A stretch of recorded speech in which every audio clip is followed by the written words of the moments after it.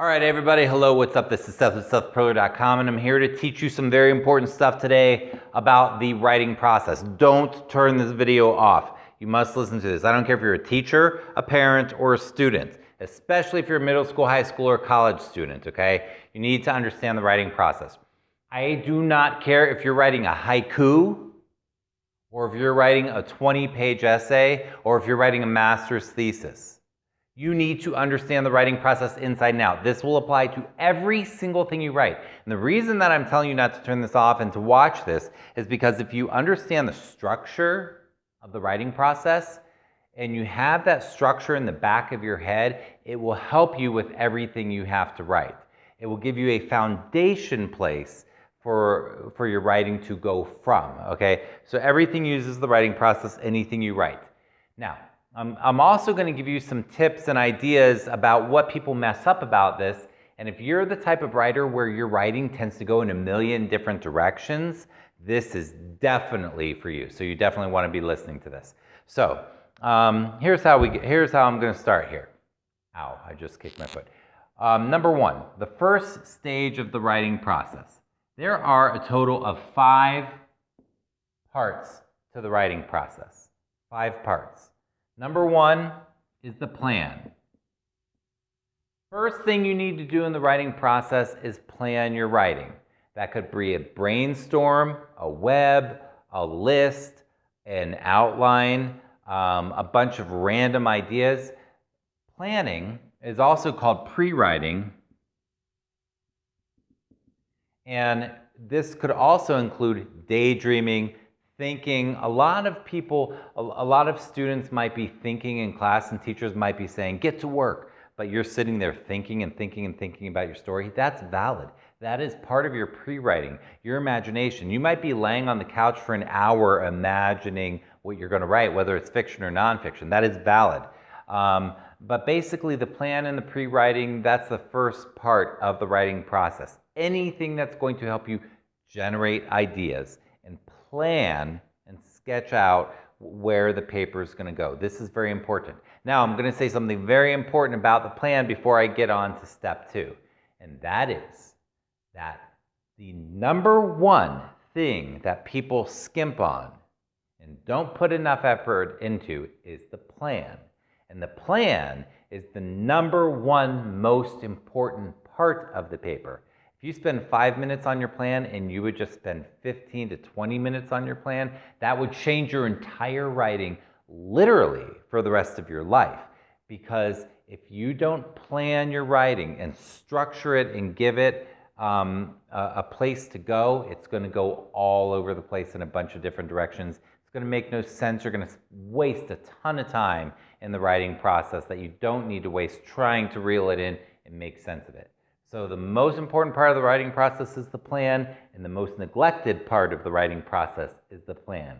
That's what I want you to focus on more than you think you should. Really structure it out, plan your intro, your body, your conclusion, and what's the purpose of each one. And I'll get on to the next part real soon. You want to be planning what the purpose of those are. So here's the one question. If I say to you, what are you trying to say in that paragraph? You should have an answer for me. So if I say, what's the point of your intro? You should say, well, I'm trying to tell them that these are the main things I'm going to teach them about. If I say, what's the purpose of this body paragraph? Your answer should be, the purpose of this body paragraph is to tell the reader X. Cool. 2. A lot of you probably know what number 2 is. It's the draft.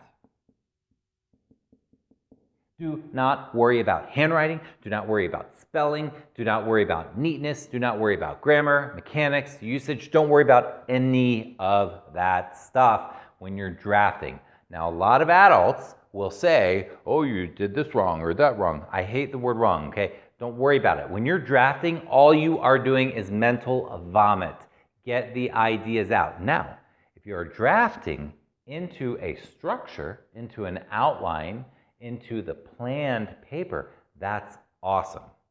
Because that's going to imagine that each paragraph of your paper is a bucket and you got to have your mental vomit into the right bucket, okay? You want the right ideas going into the right bucket. If you're drafting like that, it can be messy, it can go in more directions. A lot of your ideas from your draft are going to be garbage. You're going to erase sentences, delete sentences. You're going to get rid of ideas. But on the drafting part of the writing process, you just want to get your ideas out. Don't be too critical on yourself. Don't be too hard on yourself. Don't be perfectionistic. Get the ideas out there because this is about conveying ideas. Okay, your brain works very fast. So get those ideas out there. Don't be worrying too much about other things. So first you're going to plan it. Get a structure. Figure out where you're going. What's the beginning, what's the middle, what's the end. Then draft. Just get the ideas in there. Now, you now need to take your draft and you need to think about sculpting clay. You need to form it into the right sculpture, okay? So each paragraph is its own micro sculpture that has a point. It's conveying something to the audience. So after you draft, you do two things. You revise and you edit. Now, revising and editing is a circular process. They interchange, they go back and forth. Let me explain the difference to you between revising and editing and why I put revision at number 3 and not number 4, okay? Revision has to do with clarifying ideas. Revision has to do with making your ideas clear to the reader. Revision has to do with revision, making it clear. Vision, revision, make it clear to the reader, okay? Does that make sense? The editing has to do with mugs. Mechanics, usage, grammar, spelling. Mechanics, usage, grammar, spelling. Punctuation, word flow, all those things. That's mechanics, that's mugs, that's editing. Editing is more technical, it's fixing everything, and revising is ideas, okay? Clarifying ideas, and this is more of the technical. Now, what's happened here is you've planned and you've made the buckets. You do not have to follow the plan. Very, very, very, very, very, very, very, very important. You don't have to follow the plan. You have to make the plan, but you don't have to follow it. Once you're in the revision stage, actually probably in drafting somewhat too, but you're going to be changing the plan. You're going to realize that your plan was short-sighted. It has to be. Anybody who's a good writer, people who write novels, people who write nonfiction books, they have a plan, but they change it because it evolves. As you're going through the writing process and you're revising and editing and after your draft is that you're molding ideas, just like I use the analogy of clay. You're changing the ideas.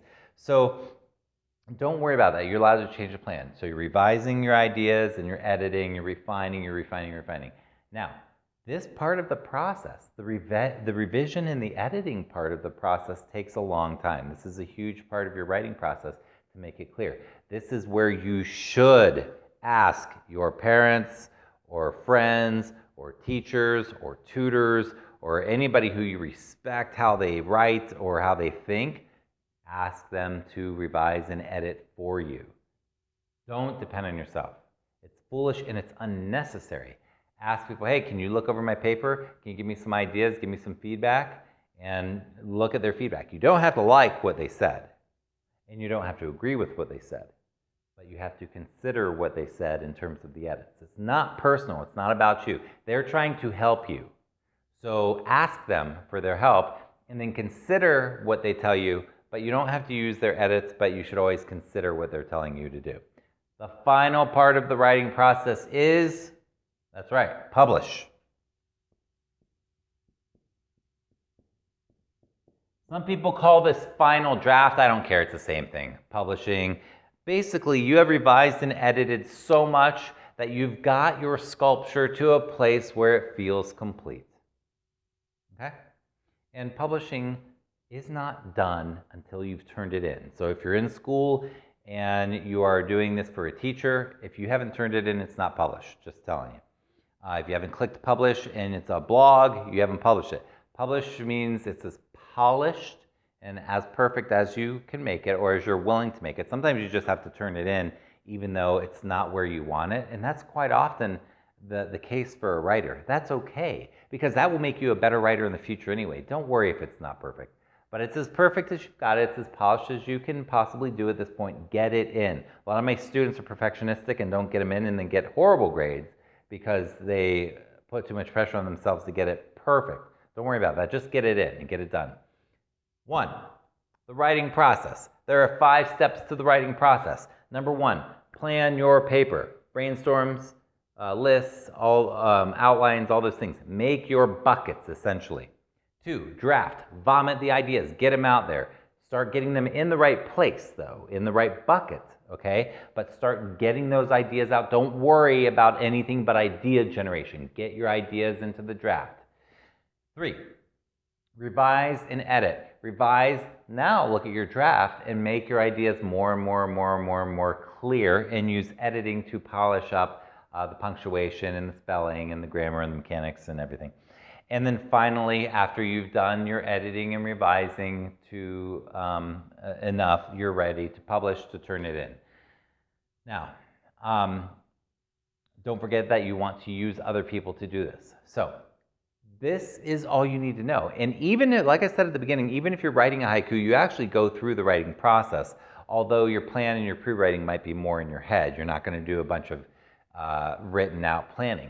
But believe it or not, all of these steps are necessary for whatever type of writing. And now that you know the structure, you can apply this to whatever writing you're going to do.